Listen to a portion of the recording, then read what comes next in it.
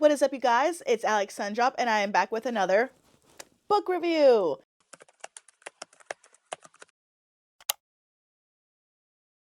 This one is TikTok's recommended Icebreakers. And as you can see here, there are some pages, not a lot of pages, folded.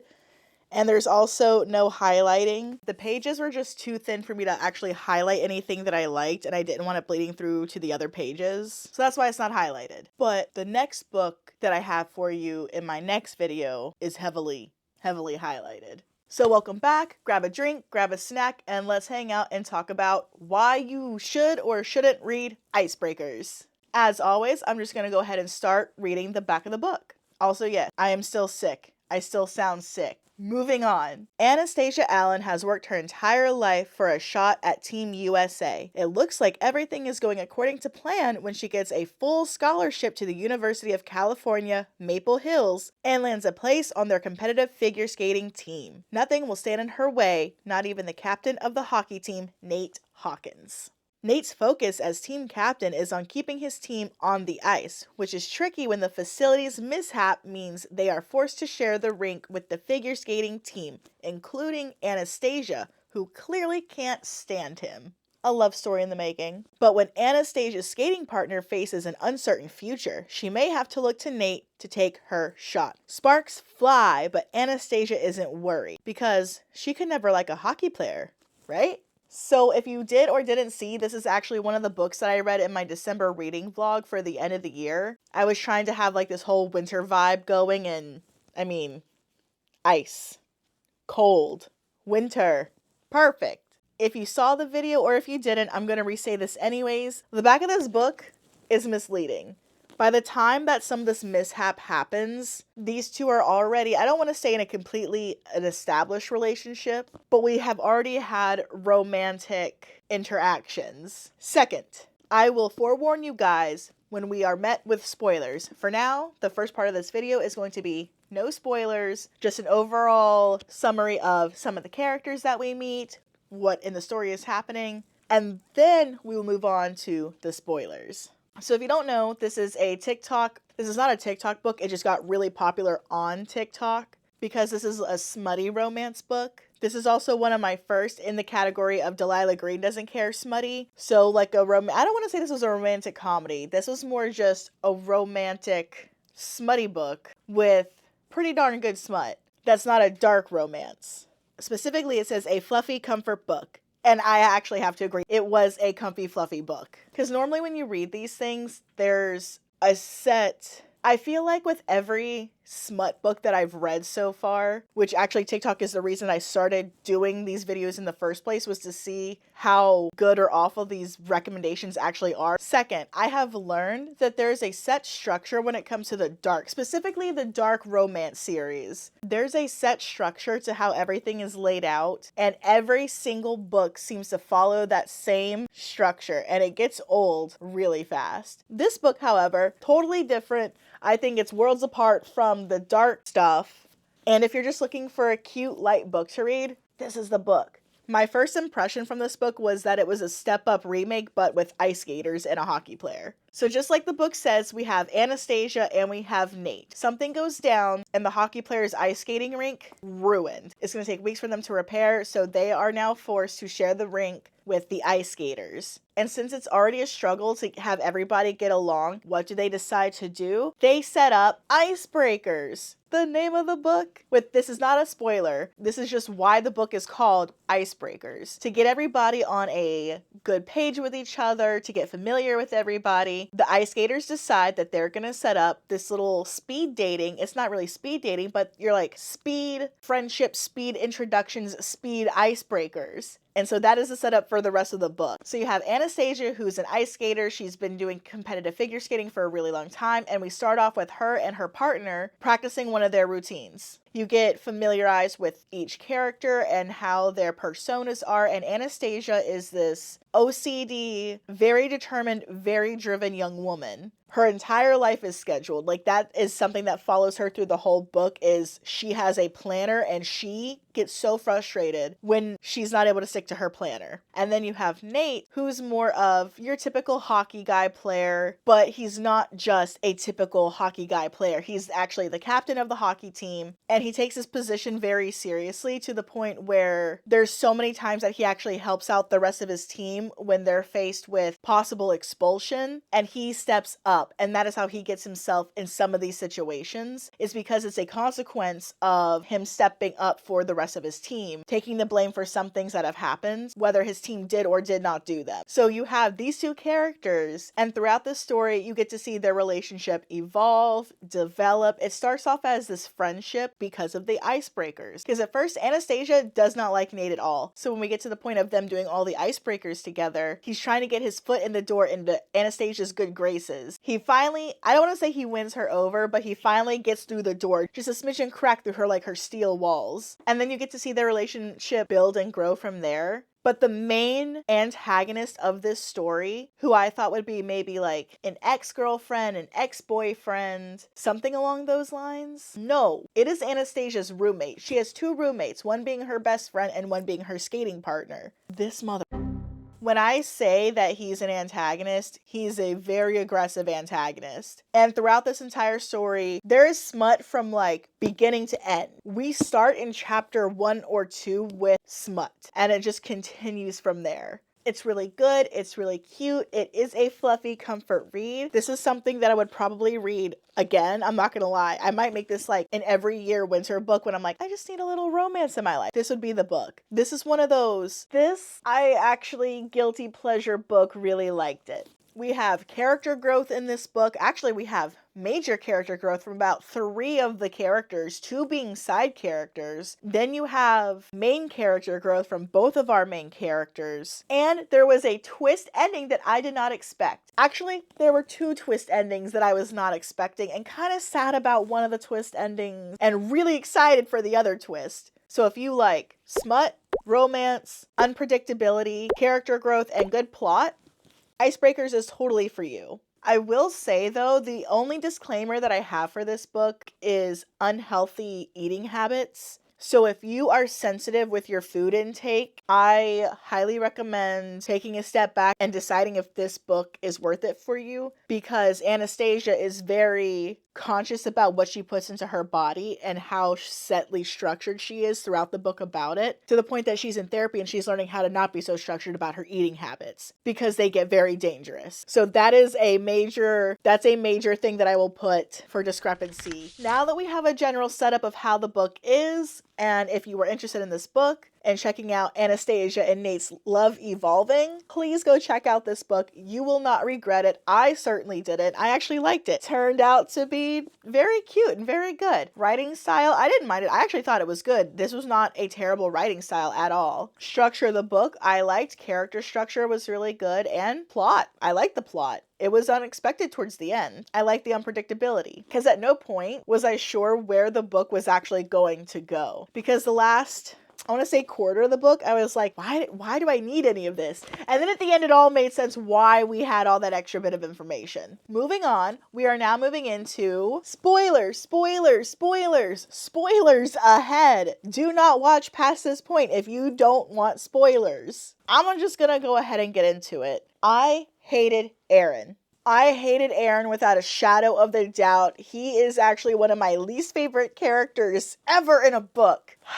There was at no point any redemption for Aaron whatsoever. And I will get back to that. Oh, but hold on to that anger for me. Thank you. So starting off this book, I love how fast we got a example of how structured Anastasia is, to the point that even one of the side characters, who wasn't a love romantic interest but was a sexual partner interest, was concerned about Anastasia's eating habits. and criticizing Erin, her roommate, for making her feel this way. And we see Anastasia's time, her structure, how she is going to class every day, what time she leaves for class every day, how inconvenient she was by the skating rink having to be shared with the hockey players. Girl had me stressed the entire book. And Nate is such a good guy. I don't think I've ever met a good book boyfriend. Okay, I take that back Because Zane. If you didn't see, I reviewed Her Soul for Revenge, which is a dark romantic fantasy, and Zane.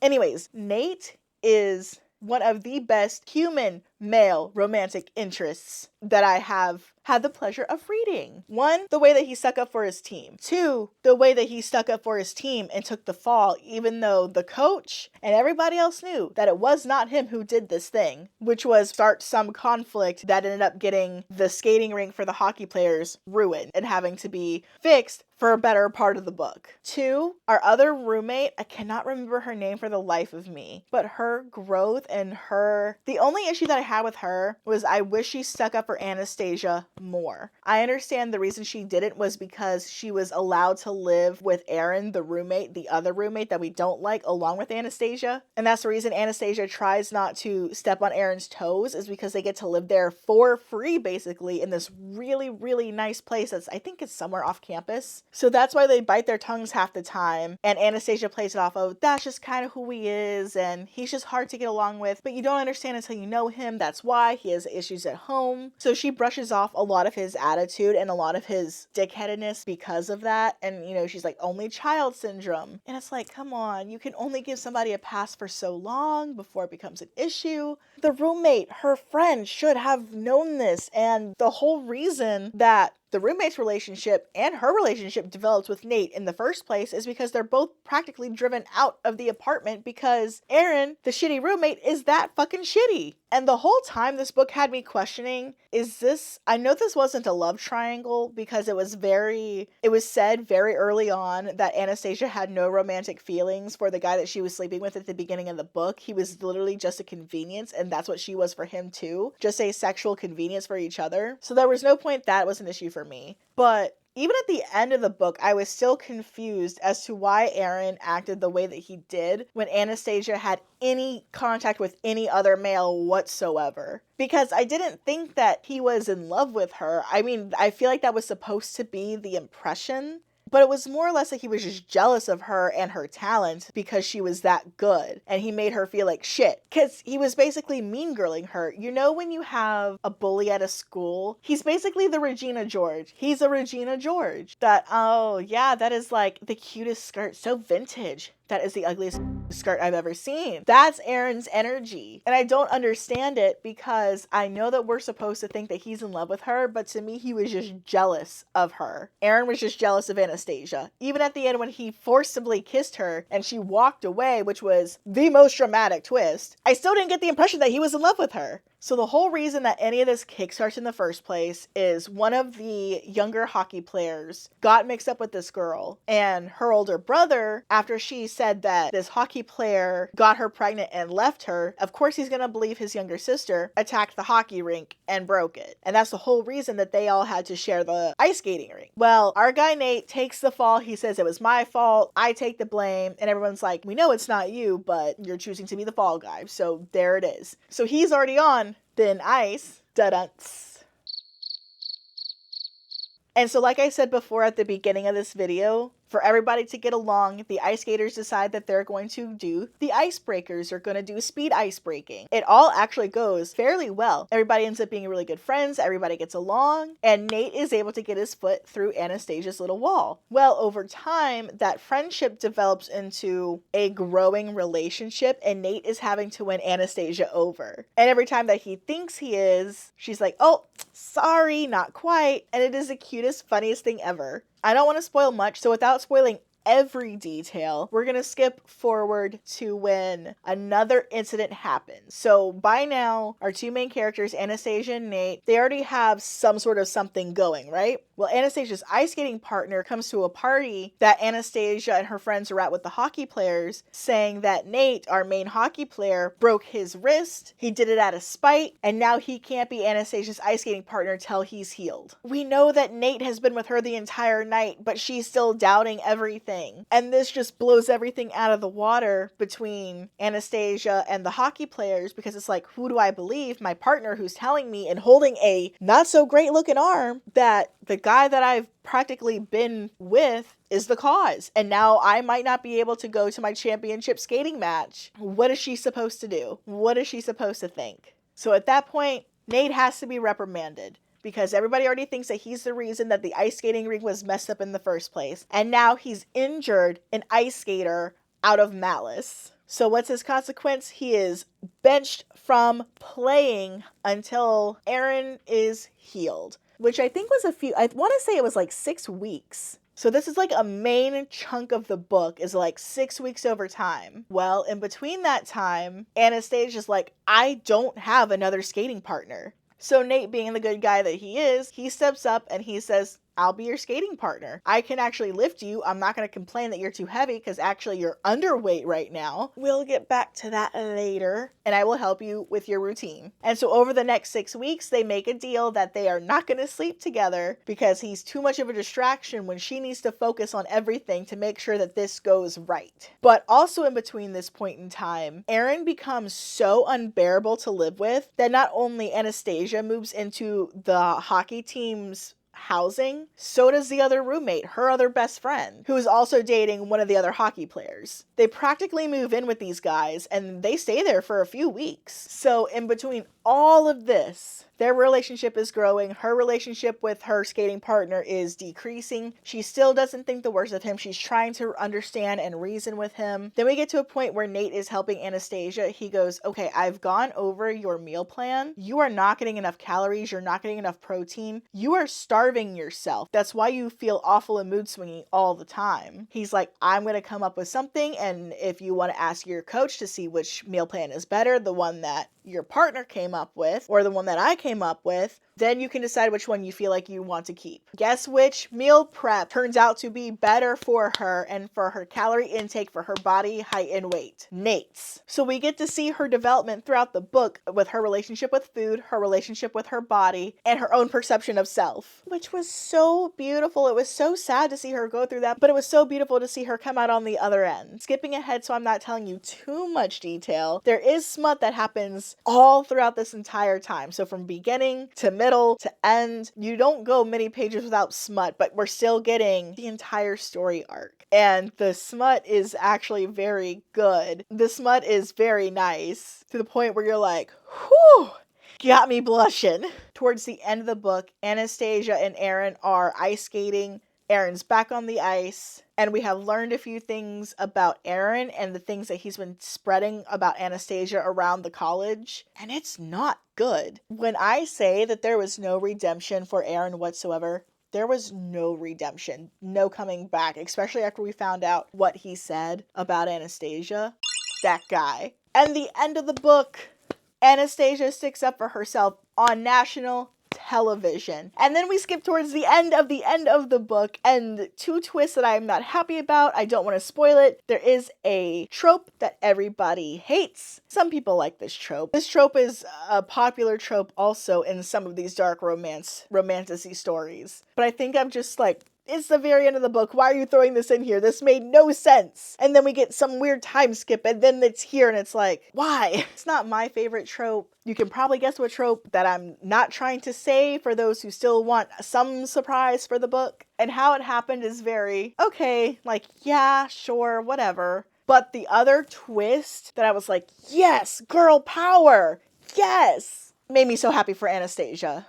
Overall rating for this book, I'm probably going to go ahead and give it 7 out of 10, maybe a 7.5 out of 10. And there were some unanswered questions that we got at the end of the book, like with Nate's sister. I was so hoping that we saw more because we got this glimpse into his home life and how shitty his dad is and doesn't even try to like connect with him. The dad treats his daughter, Nate's sister, like crap, because in his eyes, she's the next like star. She's gonna go places. And so he's so hard on her. And Anastasia is actually the one to step in for the sister and not Nate. And I'm just kind of sad that we didn't get to see more of that dynamic. And since we got a time skip, what became of his sister in the time skip? I like to think that things went well for her and she said, you, and kind of dipped. That's my hope, since it was open-ended. There were a few points like that in the story that I wish, I don't want to say were wrapped up together, but we at least got to see more into, but I guess that's real life. You don't always get to see into side characters' lives or get to see everything come together at the end. You're left wondering what happened. But maybe, just maybe, we could get her own book, Hannah Grace. If you want to write about Nate's sister and her own little love story, that would be awesome. Because I really want to see her say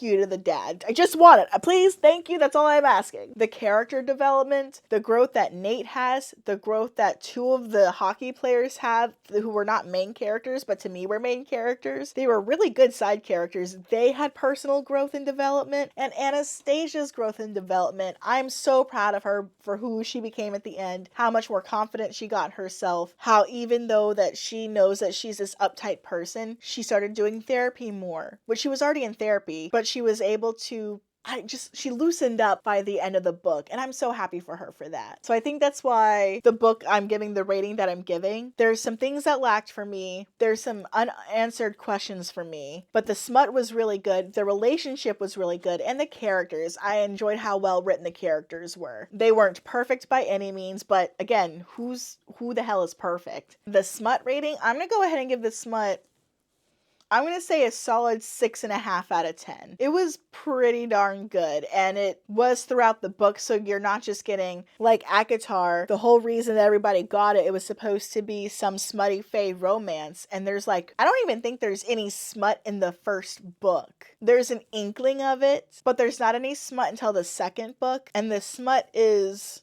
You know, I'm going to get to that in my next video, because that's going to be my next video is going to be a Court of Mist and Fury. But not yet. Not yet. So for this book, what did I say? A solid 6.5 or a 7? That's what I would give the smut. I would give it a solid 6.5 out of 10. Overall, this book was cute, sweet, not completely predictable. Was it worth the TikTok recommended? Actually, yeah, this is one of the ones that I would probably recommend to somebody else who likes a cute little comfort read. Icebreakers by Hannah Grace. If you've read it, tell me what your thoughts are. Did you agree with everything that I said in this video? Do you disagree with anything that I said in this video, or everything? Let me know in the comments down below. And if you haven't read this book, I'm recommending this book to you. But that is it for today's video. If you like this content, please let me know down in the comments below. Don't forget to stay amazing. I hope you guys have an amazing week, day, night, whenever you're watching this, and I will see you guys in the next video, which is going to be a Court of Mist and Fury. Okay, toodles. Psh.